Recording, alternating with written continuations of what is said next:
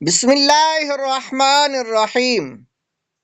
احادیث فضائل تلاوت قرآن۔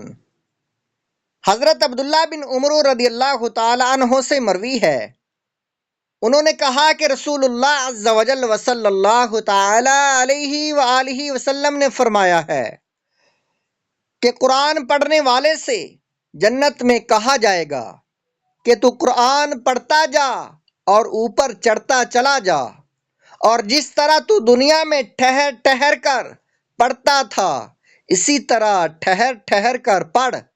جس جگہ تو آخری آیت پڑھے گا وہی تیری منزل ہے۔ اس حدیث کو امام احمد و ترمذی و ابو داؤد و نسائی نے روایت کیا ہے۔ حدیث نمبر 2، یہ حدیث پاک مشکات المصابیح جلد نمبر 1 صفحہ نمبر 186 پر موجود ہے۔ حضرت معاذ جہنی رضی اللہ تعالیٰ عنہ سے مروی ہے، انہوں نے کہا کہ رسول اللہ عز و جل وصلی اللہ تعالی علیہ وآلہ وسلم نے فرمایا ہے کہ جو شخص قرآن کو پڑھے اور قرآن کے احکام پر عمل کرے تو اس کے ماں باپ کو قیامت کے دن ایسا تاج پہنایا جائے گا جس کی روشنی دنیا میں سورج کی روشنی سے بھی زیادہ اچھی ہوگی۔ اور تمہارا اس شخص کے بارے میں کیا گمان ہے جو قرآن پر عمل کرے؟ اس حدیث کو امام احمد و ابو داؤد نے روایت کیا ہے۔ حدیث نمبر 3، حضرت انس بن مالک رضی اللہ تعالیٰ عنہ سے مروی ہے، یہ حدیث مشکات المصابیح جلد نمبر 1 صفحہ نمبر 188 پر ہے۔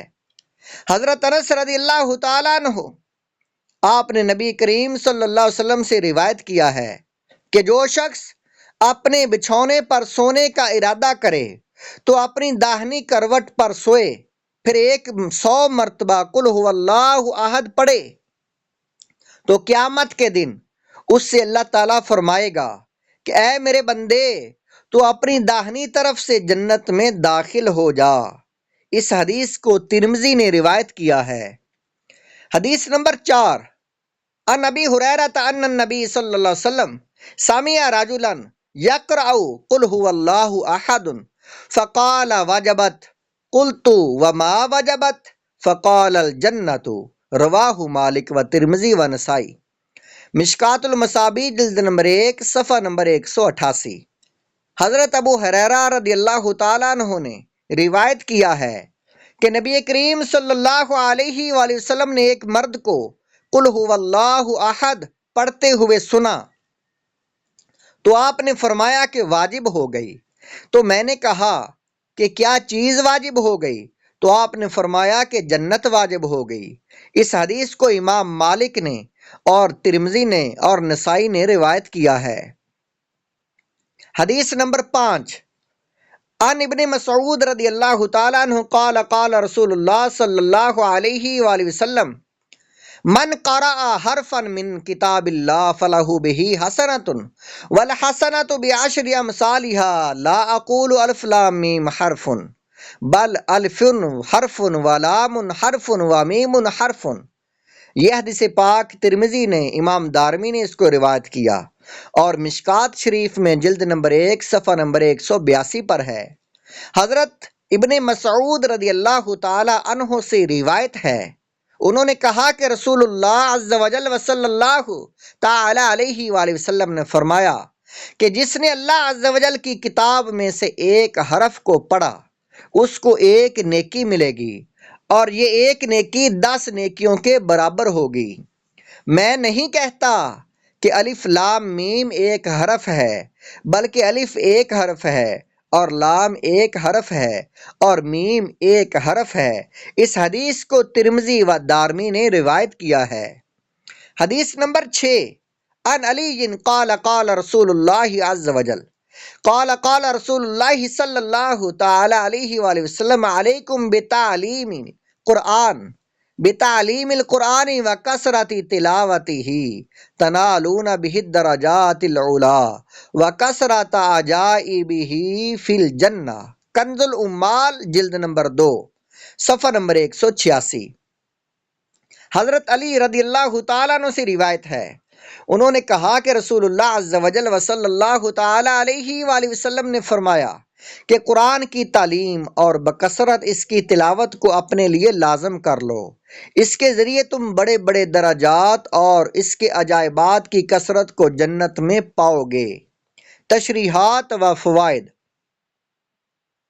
احادیث مذکورہ بالا سے ثابت ہوتا ہے کہ قرآن مجید کی تلاوت کرنے والا، خصوصاً جب کہ وہ قرآنی احکام پر عمل بھی کرتا ہو، اللہ و رسول عز و جل وصلی اللہ تعالی علیہ وآلہ وسلم کی طرف سے اس کے لیے جنت کی خوشخبری ہے۔